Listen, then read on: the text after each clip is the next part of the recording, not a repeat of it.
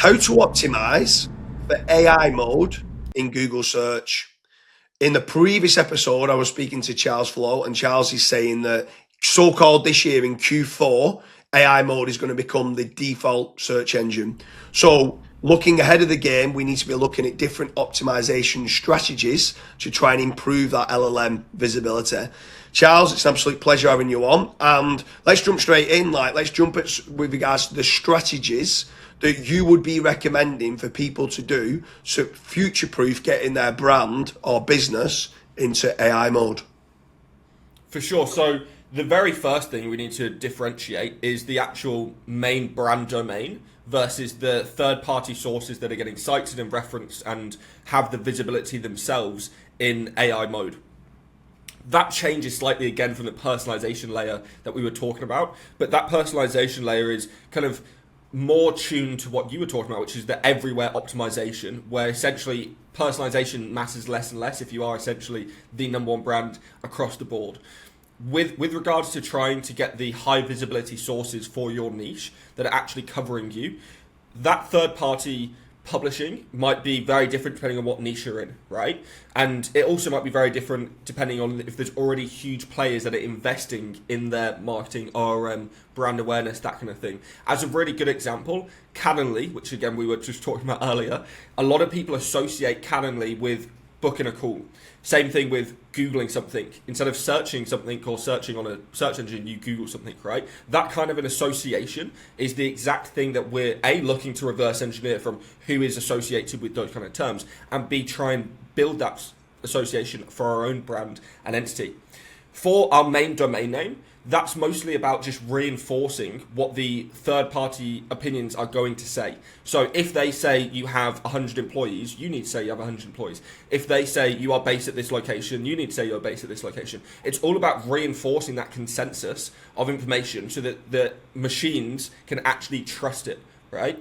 And they'll then, without having any sort of real verification, output it as fact, and a lot of users will end up believing that. Yeah, for sure. I mean, for me, what I'm seeing a big shift on with regards to the white hat versus the black hat kind of SEO community. The black hats have always said third-party corroboration and backlinks and page rank distribution, link juice coming through to your website is really important. Now it seems the white hats who only ever spoke about topical authority, right, good quality content and all the rest of it, and it was all on page, they're now starting to realise through a model called claim, frame and prove that the proof part needs to be on third-party corroborative sources. And therefore, it doesn't matter how well they claim and frame something, if they don't get that third-party sources, they're realising that they're going to lose the race. And even then now we're talking about acquiring links or trying to find ways to get this third-party corroborative source. How much do you feel, from a percentage point of view, for LLM visibility would be on page versus off page? Is it like 20% on page and 80% third party corroborative sources, 10% and 90%? Is it a 50-50 split? What do you think is the split if you were just putting an average on page versus off page, specifically for AI mode visibility? So it depends on how strong your initial domain name is in the first place, right? If you're a brand new company, brand new domain name, that kind of thing, the AI LLM is probably not going to source you at all anyway. So it's going to be 100% third-party corroboration in the first place to be able to get the AI to output anything, because it won't trust your domain, it won't pick it up in retrieval. And also there's underlying algorithms like Google and Bing won't also surface you because you don't have the history and authority and et cetera, for the traditional SEO signals.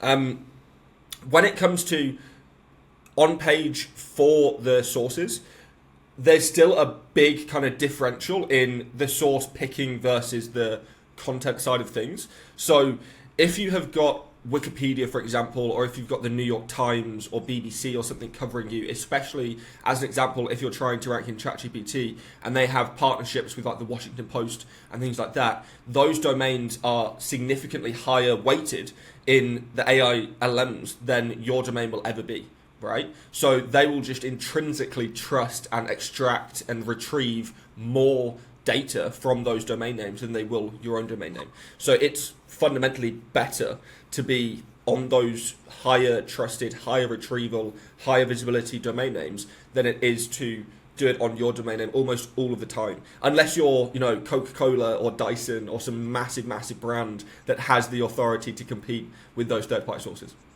So let's talk about these third-party sources then, because you're saying now that third-party sources are the most important element to influence LLM visibility for AI mode. So when we're talking about AI mode SEO strategies, I'm going to start naming some things and you can tell me whether you think that this would influence AI mode visibility or not. Would doing press releases, which is on third-party sources, help increase AI mode visibility? Yes, but it only works with the lower competition, the SERP, basically. The lower competition, the niche. Okay, so not on the high competition, low competition press releases can work. What about guest posts? So you can go and get on a third-party source, on a guest post, you can write it in a specific way. Does that influence AI mode visibility? As long as the domain is being cited in source that the guest post is on, and the guest post is written correctly and structured and formatted so that the LLM will pick it up and cite it, and it has a higher retrieval rate, etc., 100% yes. So on there, you're basically saying that the choice of the guest post domain is important. Ideally, you want a trusted source that's already been cited in the LLMs, and the micro semantics in the way you do semantic triples and feed the LLMs via the micro semantics is important. Mm-hmm. Yeah, exactly. How many, so wait, I'm going to throw something out here. How many do you feel link builders out there that are selling guest posts understand that and are doing that in comparison to, let's say, PressWiz? Because that, obviously now you're saying that's the most important part. So many people just seem to sell on DR, not looking at is it a source and not looking at the micro semantics and the importance of that. Yeah, it's significantly more important, right? Like we will, for every new client or campaign that we're doing for ASEO right now, we're extracting tens of thousands of citations at a minimum. So that's tens of thousands of sources for outputs in AI mode, in ChatGPT, in Perplexity, whatever AI the client is trying for us to target. That's the other side of things, is that AI mode is going to be the future default experience. But for example, if you're in B2B, then right now Claude and to some extent ChatGPT is used a lot more than Gemini is for B2B use and things like that. So a lot of people are looking at which AI mode or which AI model to target in the first place. And then AI mode. Go on, sorry. Go on. No, yeah, with AI mode specifically though, the higher DR stuff doesn't really work anyway because it is fundamentally powered by Google's underlying search algorithm, and the search algorithm doesn't have a direct connection to DR at all. You can have a DR 30 but it's 100% niche relevant and it will rank number one, but you can have a DR 80 that has no niche relevancy, that's been hit by a bunch of penalties, been all that smashed to pieces, that kind of thing, and it won't rank even in the top 100, right? And then what about, let's move away from backlinks for now, or the third-party sources on web pages. What about, is there anything people could be doing with image search to try to get in AI mode, or are you not bothering with that? Like, what's your thoughts on image SEO as an AI mode SEO strategy? So we've been trying to do image corroboration, mostly just for ORM and brand elements. So trying to get the model to understand and associate our logo. As an example, right? It doesn't, when you get ChatGPT or AI, Gemini or anything to create an image, it doesn't hallucinate a logo for you. It puts your logo in there in the image for you. That takes some training to do. It also takes some association with like your color scheme and your planning and the design and elements and entity and all sorts of things around that sort of image optimization. In other ways, there are some techniques that you can do to get LLMs to associate elements and things with images and things like that, but most of the time we're trying to work on the kind of highest ROI techniques. And whilst we're testing a bunch of stuff right now, there's kind of very linear pathways that you can go down to get the highest visibility increases. And then let's move on visual semantics from images to videos. Are you doing anything with regards to long form videos, short form videos? Which one do you think performs the best, or do they both perform well as an AI mode SEO strategy? Yeah, so video we actually are working on. We're working on trying to get clients to do podcasting series, trying to get them to do active YouTube channels, trying to get them to do short form video content for TikTok and things like that. Just even from the fact that you could get SERP features and AI mode picking up the actual short form TikTok videos, especially if there's company updates or company changes and things like that. Just create a short video, and that might get pulled up in reference, and it might not hallucinate, random changes and things that have happened to the business. In regards to short form versus long form, right now, short form 100%, just because of context windows. So most AI models, with that being said, Gemini is very, very good at larger context windows, but it will still try and tune to have as little token usage as possible and reduce token usage so that they're not costing huge amounts of processing power for the actual underlying models. But they will try as hard as they can to absorb as much of the information as the transcript of those videos as possible. However, the bigger the transcript, the less likely they are to take the actual extracted elements that you want them to. So the shorter form video you can make it, and the shorter the transcript, or the more optimized the transcript that you can make it, the better output that you'll have from that content. Yeah, we found exactly the same as what you're saying there. So I feel like it's to do with if you got this site radius within the Google leak, and it's don't go too far away from the core topic. Same with videos. Normally an hour-long video talks about multiple topics. It's all over the place. Where a short form is answering a very, very specific question. It's very on point to that, and therefore can be being used. Where some of these longer form, the cost of information retrieval can be expensive. For such a small little 1 minute clip in a 60-minute one, it's easier for them to go with the shorts. But away then from video, you mentioned there podcasting. How important do you feel podcasting is for AI mode SEO strategies? Yeah, I think it's getting more and more important just because it's so easy to associate entities and people and everything with a podcast, right? You can very easily say, okay, this podcast is run by this person, operated by this company, it's had these guests that are all associated with these topics. Again, it kind of just reinforces expertise and trustworthiness for the AI model. And again, we're trying to basically create machine verifiable information, so that the machine trusts and understands this information. And one of the easiest ways to do that is by having an expert level podcast like we're doing right now, with maybe shorter form video content that the AI can transcribe, understand, and that is about specific segments and topics that it can then output as well for you. Yeah, for sure. And then with regards to, is there anything else for AI, literally just for the AI mode SEO visibility? If you're looking to get that better LLM visibility in the AI mode in Google, is there anything else that's working well? What about social media? Is there any specific social media platforms that's working well, or forums like Reddit? What's your thoughts on social media as a whole and forums like Reddit? Reddit is fantastic because it gets sourced routinely, and there's partnerships from Reddit to Google and OpenAI. So you're kind of hitting both of the biggest, two of the biggest birds with one stone, right? In regards to other UGC, I saw a lot more use or a lot more retrieval of forums and that kind of stuff at the beginning of AI, and it tends to have fallen off to more trusted domains and trusted information, especially with Gemini, more so than Claude or OpenAI.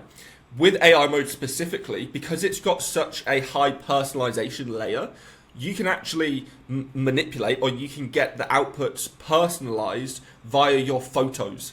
So they can actually go into your photo gallery that's connected to your Google account, and you could take a picture of yourself in a cafe, and you could be eating a red velvet cake. Well, the next time you start talking to them about the cake, they could actually source that image, source it's a red velvet cake, and put that into your personalization layer, which might edit the output. As a really interesting one, Garrett Sussman, when he realized how kind of invasive the personalization was, that Google, Google's personal intelligence layer, understood that Garrett had a daughter. So when Garrett went and searched best streaming services into Google AI mode, it came up with one of the sources as best streaming services for kids, because he knew he had a daughter and he knew how important it was for his daughter to have some sort of control over that viewing experience. Did he ever at any point mention his daughter, kids, anything? No. Google just inferred that information. Now, yes, that's creepy and weird, but that sort of personalization is showing you how much of a difference that sort of understanding of you as an account, you as a user, you as a profile, you as an entity will have on the actual the end output, even if you didn't necessarily put it in the context of your prompt. Yeah, I want to cycle back to the start where we've mentioned about third-party corroborative sources for influencing AI mode in Google. And I want to talk about backlinks. So we've mentioned DR a little bit, and we've mentioned the third-party corroborative sources, and the people in the Black Hat community used to always think of third-party sources as backlinks, link juice, increasing the DR, increasing the domain authority, sending like power through to a specific page, the anchor text being important. But now there seems to be a bit of a shift where a lot of people are talking about branded mentions being almost as good or just as good as having a backlink with regards to LLM visibility. What's your take on backlinks versus branded mentions, specifically, not for ranking in Google, but for AI mode and trying to get cited in AI mode in Google search? Yeah, we mostly just use mentions, right? It's effectively gone from if you're targeting AI SEO, AI mode, that kind of thing, then 100% it's gone from link building to mention building. Google can, to some degree, with the traditional algorithm, connect entities back to the domain. There's some discrepancy amongst how much link juice you're going to get for all these mentions versus if you had them as links in the first place. They still can sort of connect the dots. With AI mode, there's not really any difference between having a link or having a mention. It's mostly, and in fact, from our own testing, sometimes having the link can, especially if you're the only link in a listicle, for example, it can actually cause the AI to distrust that specific listicle. So a lot of the time we are just doing mention building and we're not doing link building whatsoever. And that specifically is a big change that wasn't really a thing previously, or at least it wasn't a thing unless you were doing crazy corporate SEO where they're spending, 250k a month or something on SEO, and that's one of the smallest channels in that marketing department. Yeah, for sure. And is there anything else? Have I missed anything? Any questions that I could be asking you that you think would be a good question specifically as an AI mode SEO strategy to try and get in Google's AI mode that you're saying in Q4 this year that Google's kind of shareholders have come out and said Q4 this year, AI mode is going to become the default. Is there anything else that people should be doing who's watching this or listening to this should be doing to increase LLM visibility in AI mode in Google search? I think that the first thing is play around with it, right? A lot of the SEOs that I'm speaking to who are worried about AI overviews, AI mode, etc., replacing Google search have done very little actually inside AI mode or AI overviews to understand what it's like, what the experience is like. Everybody knows a Google search. Everybody understands that. Everybody knows what it's like, what to expect when you put a query in. Not many people actually know what to expect when they put a query into AI mode so far. Nobody knows what the underlying system is doing to create that output and how you can tune to that and what it likes, what it doesn't like, what it prefers, what it doesn't prefer, etc., etc. So the number one thing was just go and spend 20 hours actually using it and see what is different, how you think it changes, what changes for the queries that you're putting in. Make sure when you're using it, use it on a logged in account, use it on a non-logged VPN account, use it on a brand new device, use it on a smartphone, use it on your partner's phone, use it on a different person's phone. Try and have different types of personas engaging and see what the outputs are and register all that data and understand that data. In terms of just any other techniques and things like that, there's a bunch of stuff to try and get in Gemini grounding. So actually get the underlying Gemini Flash model inside of its training data. As an example, with Coca-Cola, there's probably thousands of mentions in the training corpus of Gemini mentioning Coca-Cola. We would try and at least get a dozen mentions inside the training corpus for our own brand, right? Those kinds of things. Getting training data ingestion, so getting your actual data to be ingested by the models is itself a bit of a tricky thing, but Common Crawl, there's a bunch of file sharing websites that they use routinely. There's a bunch of like open source PDF websites. There's all of these things that end up kind of actually forcing the adoption from the training model ingestion. And that is the number one thing that will future-proof everybody, is actually having the underlying model, not even having to search for you, but the underlying model itself know what to say about your brand. Yeah, and then the last question is, so AI mode, powered by Gemini, AI overviews, powered by Gemini, and then you've got the Gemini app. Is there anything different that you're seeing come back? If I was to go and do a search in the Gemini LLM app, and if I was to go and do a search just in normal web search and the AI overview shows up in Google versus AI mode, so the tab of AI mode, are they bringing back the same? I know they're always different, like per things, but are they, if you was on the same history and stuff like that, are they bringing back similar results to the Gemini app, to the AI overview versus AI mode? Are all them different answers that's coming back with? They're all different. So specifically, AI overviews use a custom tuned model of Gemini Flash, right? Gemini 3 Flash. AI mode uses a different Gemini model, and then the app uses a different one that's specifically designed for apps and mobile usage. So just the underlying model itself and the architecture is slightly different depending on the app and the experience, and they're all tuned for their specific use cases. So that in itself ends up creating the outputs as slightly different. Now with AI overviews, they use a set query and then query fan out underneath, and it's usually like 3, 4, 5 query fan out. So it might be like, best CRM tools. It might also think that HubSpot versus Salesforce or something like that might be one of the subset queries. With AI mode, the subset queries are normally 14 to 16. So they do 14 to 16 fan out instead of a 4 to 5 one for AI overviews. So you get a lot broader information, a lot more citations, a lot more sources, that kind of thing. And then the mobile app uses a completely different sourcing methodology, but still uses grounding. And the query fan out itself, I don't think they even do query fan out. It's just the one query for mobile. So it's all very different across the board. And I'm sure that it will continue to change as these specific underlying models get more reinforced to their experiences, and especially where they get more data. This is the big thing. Google has got so much data, so many users, that as you've said earlier, if they know that users are clicking on that tab every time that you load this experience, then that tab will become the default. Right? Like these things will change over time as we as users force the adoption and force the change. Yeah, for sure. Anyone who's watching this, are you excited for AI mode?